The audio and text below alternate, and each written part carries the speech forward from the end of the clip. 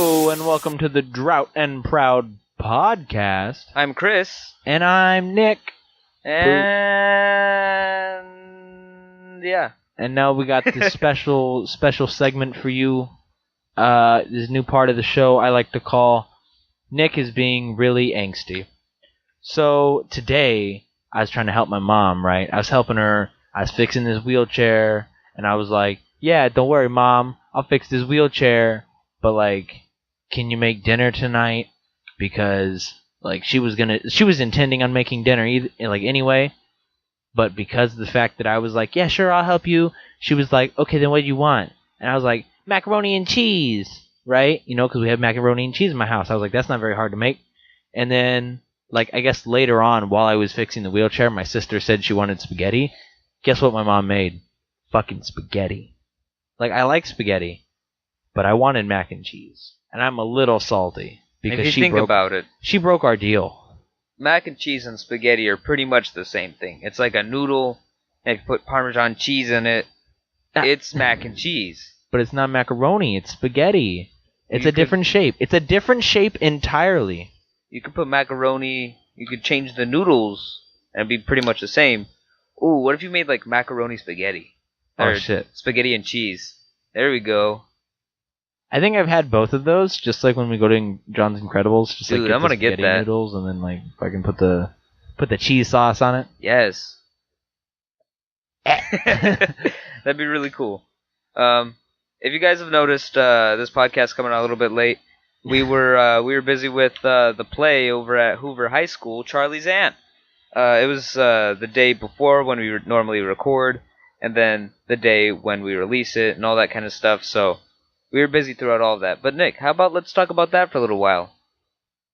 Okay, Chris, let's get right into it. Wow, this is really weird. There's a lot of intros in this podcast. No, it was pretty chill. I really enjoyed it. You know, it was definitely a little different every night we did it. For sure. Yeah. I had a friend who was there, and she watched all 3 nights. And she made a comment. She was like, every night it was like watching a different play. Yeah. Which is cool because I think we have a lot of people that come back every night. Mm-hmm.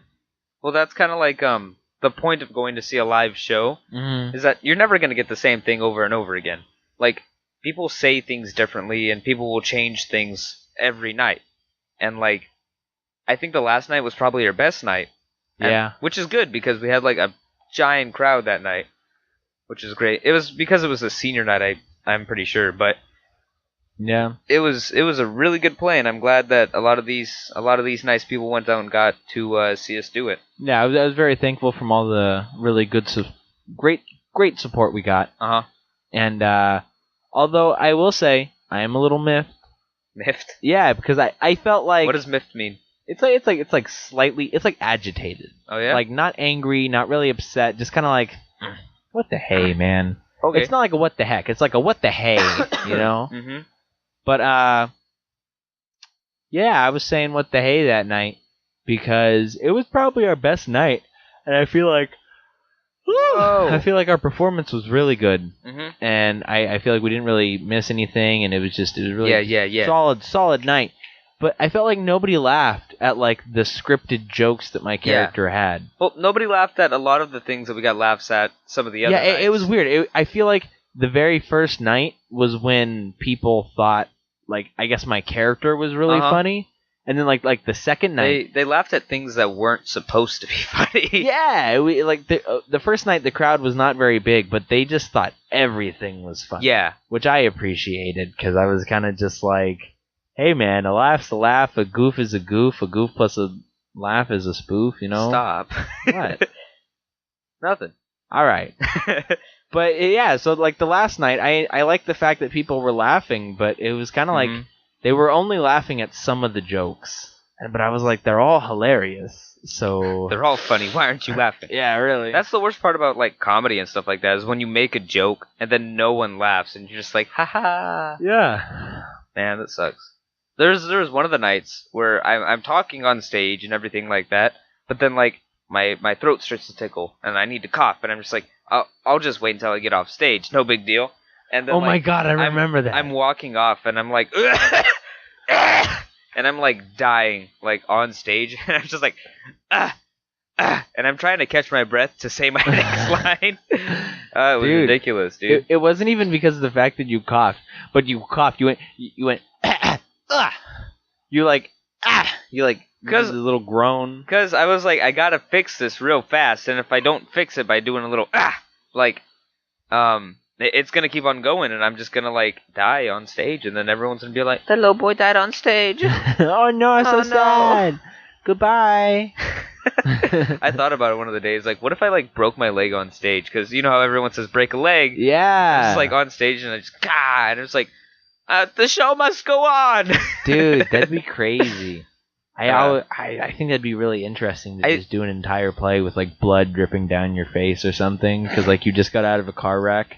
You're like totally delusional. And there was one of the plays where like I heard that someone, it was in Romeo Loves Rosalyn in 2014, I think. The school put that on, and then someone got cut while they were sword fighting, because there were sword fighting scenes in that play. And like they just went with it, and people were all like, "Was it real? Was it not? I don't know. What happened?" And I was just like, "Well, I don't know either." Did you see that play? I never saw that play. Yeah, I know. I'm sad because I feel like those plays were pretty spicy. I saw. Missed them. Were you there when we saw it at Roosevelt? You weren't there. No, I had to miss it for some reason. We saw it at Roosevelt High School, and they used foam swords, and they didn't really use real swords. And I was like, "What the hell, guys?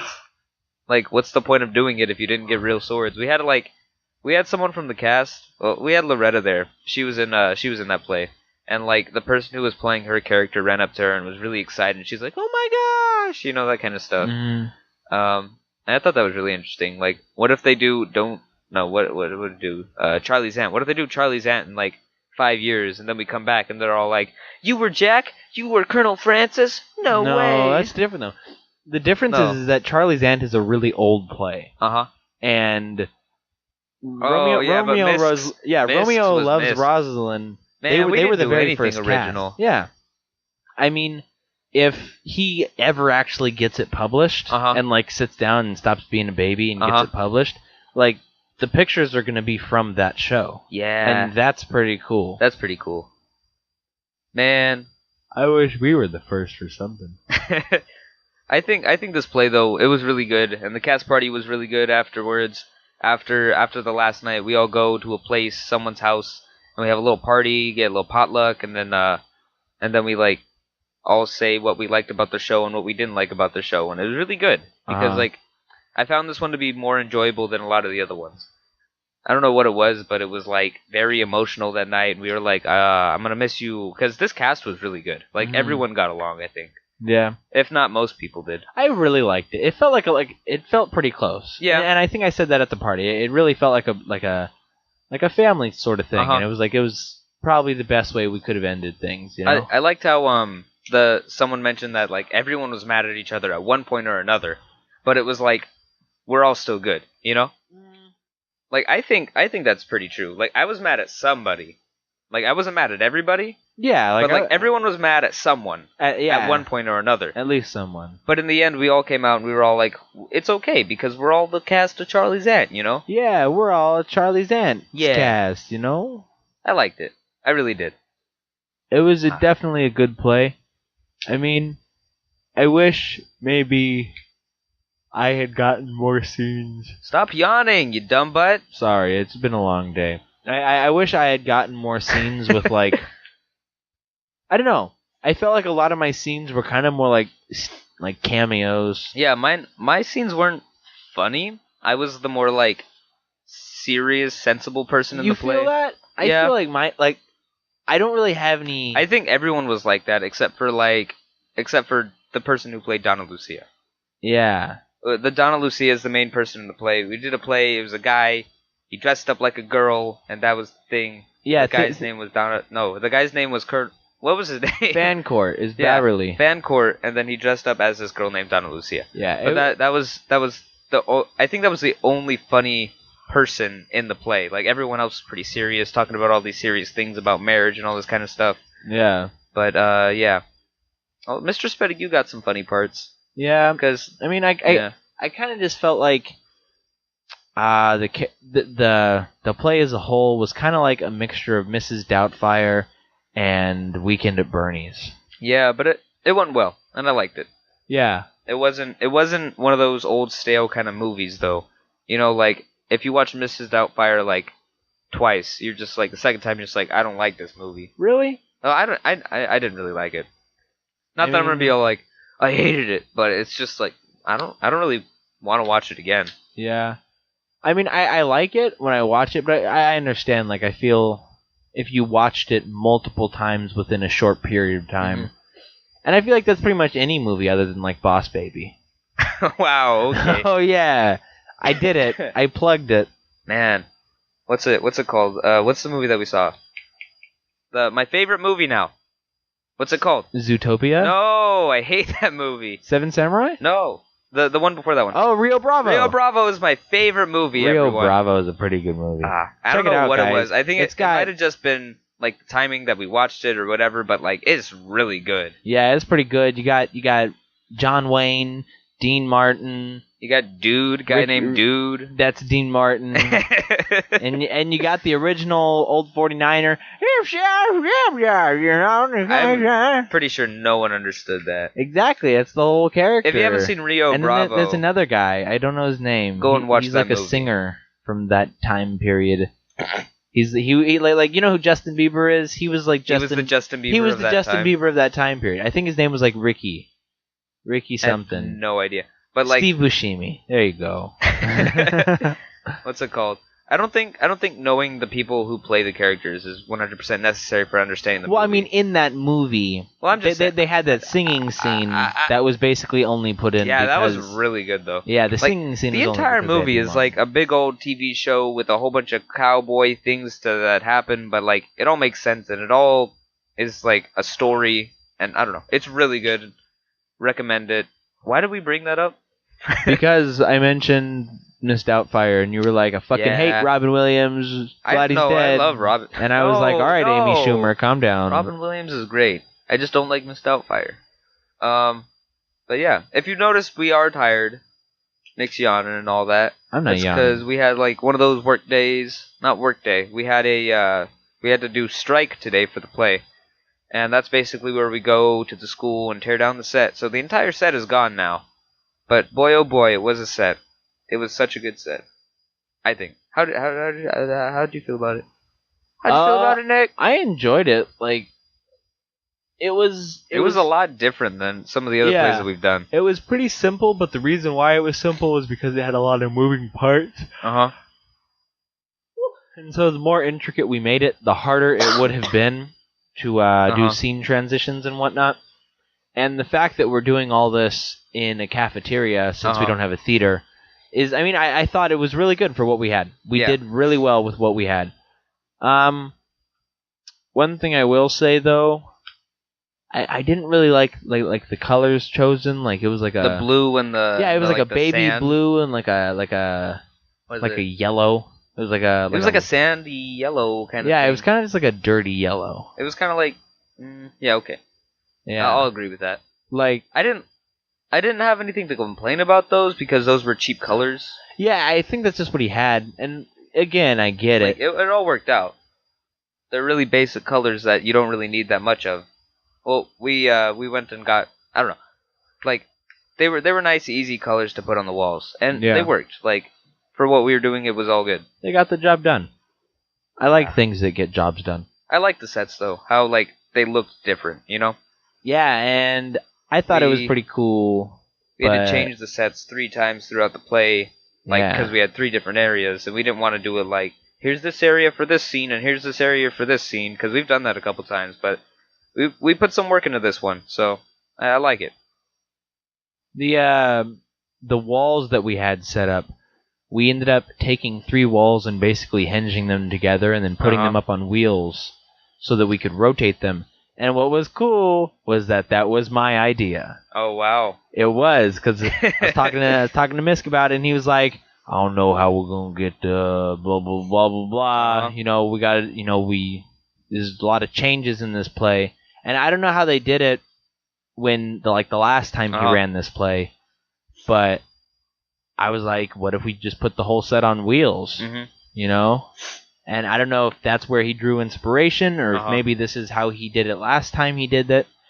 But I feel like I inspired him a little bit, so that's pretty cool. I'll take full responsibility for it, guys, you know. Well, not full responsibility, but like, at least a little bit. But I know that he does like to make each set a little more unique, a little more creative, which I appreciate. That's I like really this cool. one. Yeah. What's it called? Besides that, what else do we have to talk about? Season 3 of Rick and Morty came out. You finished the episode, yeah? No, I didn't. What the hey? Dude, I told you, as soon as we got home, right, I got home and my dad was like, hey, do this. And I was like, all right, yeah, I do that. And my mom was like, hey, do this. And I was like, oh, come on, I'll do that. Dude. How far did you get in? Dude, probably spoilers not or even. No spoilers? No spoilers, okay, please. No spoilers. Not even 10 minutes. Oh, I'm not going to tell you. I'm just wanting to talk about it. Oh, man. Like, do you like it? Yeah. I haven't even started it. Like, I've started it, but I haven't started it. I'm like just, the first couple of minutes, yeah? Dude, yeah, just first couple of minutes. It's like Rick does that thing, and then the fucking, the butthole, and yeah. It's so good because, like, what's it called? The Adult Swim has set up, like, a live stream place, so you could see all the content that they're putting on TV in a live stream. So, like, they have certain channels for it, too. And I think that's really cool because, like... They're being innovative. They're going with the future. That's nice. I don't know if live streaming is, like, supposed to be the future because that's just kind of like free TV or something like that. But, like, I don't know. Like, that's great. I appreciate that a whole lot. And I do think that they have ads on their live stream or something like that. But it's like, that's them making money just straight up. Like, they don't need anyone else now, you know? Yeah, definitely. And the thing is, like, Adult Swim, I think they have it together.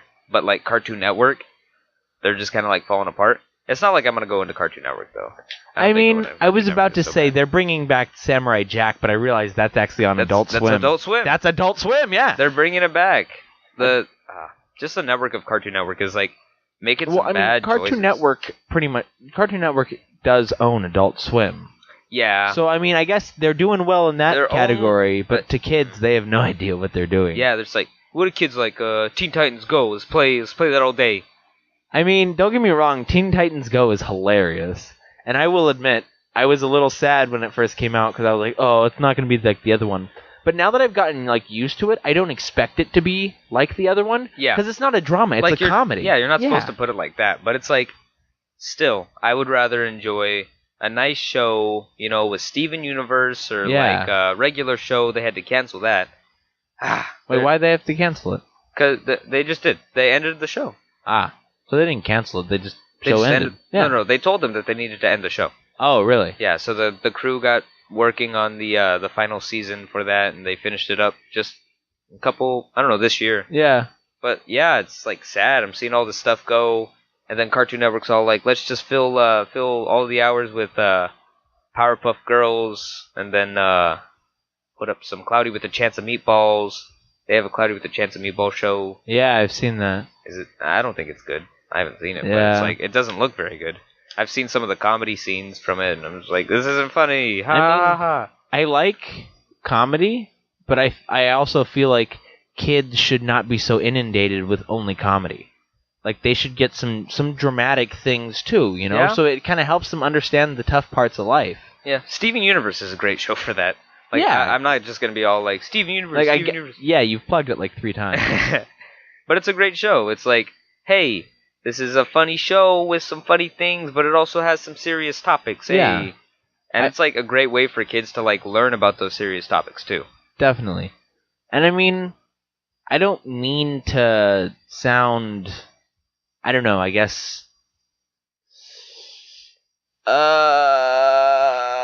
just going to say it. So, like, in America, kids grow up a lot faster than kids in other countries.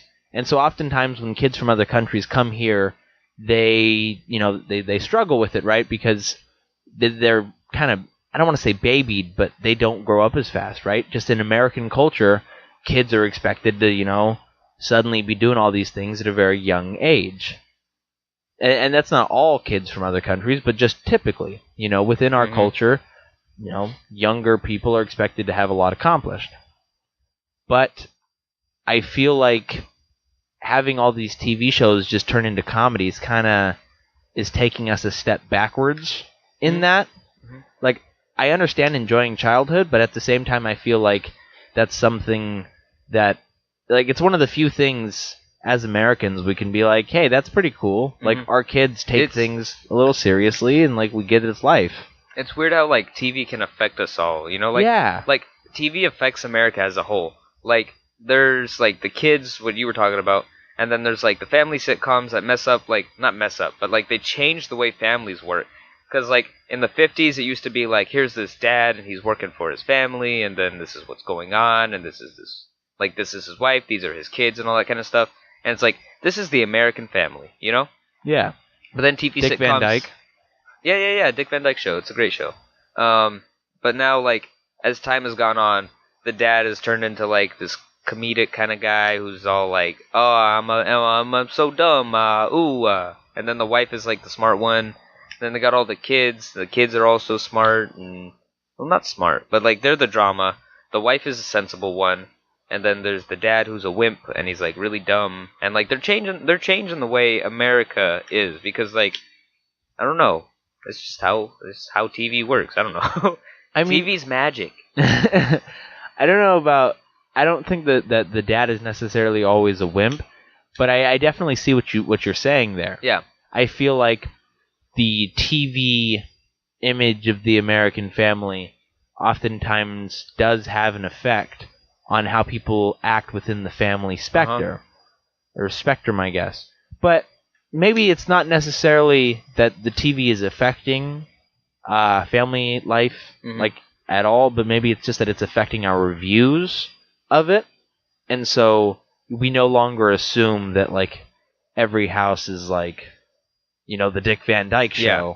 Now we kind of assume what we've seen, I guess. Yeah. Because as I'm thinking about it, I don't really have an insight into a lot of people's lives. I mean, I have insight into your life and my life and some of my other close friends' life, but not really Americans as a whole. Yeah. Maybe the sitcom family doesn't affect real families, but it affects TV families, you know? Because, I mean, it expands into the rest of the entertainment industry. It's no longer, you know, the wimpy dad in just the sitcoms, and you still have, like, the bravado of, you know, other men in the other shows, but it translates into movies and whatnot. And as I think about it, you know, you see a lot more movies that kind of take that mold of the sitcom They have, family. like, the same idea. Yeah. And they're turning into, like, what we consume. And then we consume it, and, like, I'm a strong believer in, like, you become what you see. Like, so if you see all this stuff, like, that's, like, really bad, you'll do the bad stuff. Yeah. Same thing with good stuff. Like, lead by example. If you're led by example, then that's what's going to happen. Yeah. So, like, I think that's what the effect of TV, like, is on America. Like, Americans will watch TV, and then they'll see it. And, like, even though, like, the way we watch it is changing, like, what we see is what we're going to become. Right. So, like, no matter what it is, like, if it's good, then that's what America will be. But if we have things where, like, it's showing where, like, parents aren't really responsible and all this kind of stuff, then we're not going to have responsible parents. That's what I'm talking about. Like, with irresponsible dads and stuff like that. Yeah. I feel like from a young age, kids are known to be sponges, and they take information and they kind of soak it up. And so I think the way that kids learn best is they see what they see, and then they do. Monkey see, monkey do, right? And so I feel like a lot of times the values that a child has are based upon what they have seen as they've gotten older, right? And there's that big argument that, oh, video games make kids violent. But I think video games are a little different because there is this acknowledgement within the kid that this is a game. Yeah, like, they know it's not real. This is a video game. This is not life. Whereas with TV and TV shows and movies, it is art imitating life. Yeah. And so they are taught that this is life. Unless it's some sort of fantasy, they see it as being life. Well, it's not like they even reflect everything that TV is showing them either. Like, but they'll somehow, like, be able to express what they've seen on TV in some sort of way in real life. Exactly. It kind of subliminally affects them because there's not that acknowledgement that this is a game. Mm-hmm. This is a story. This happened. Yeah. You know? Like, this is what can happen, you know? Exactly. It's like that. That was really interesting. That was a really interesting conversation. Yeah, that was pretty tasty. Hey, welcome to the Drought&Proud podcast where we talked about something serious. For once, yeah. Hey. Well, anyways, thanks how's your left toe, Nick? Oh man, it hurts. Ow. I totally get it. Thanks. Get it? Yeah. Well, I guess it's just about that time. Yeah, sorry guys, but we'll see you in a couple of days because that's when we're going to be uploading because we're getting back on schedule. Back on track. Anyways. Alright, see you guys later. Bye ya. Look at this duck, it's pretty cool. I wish that I could be this cool.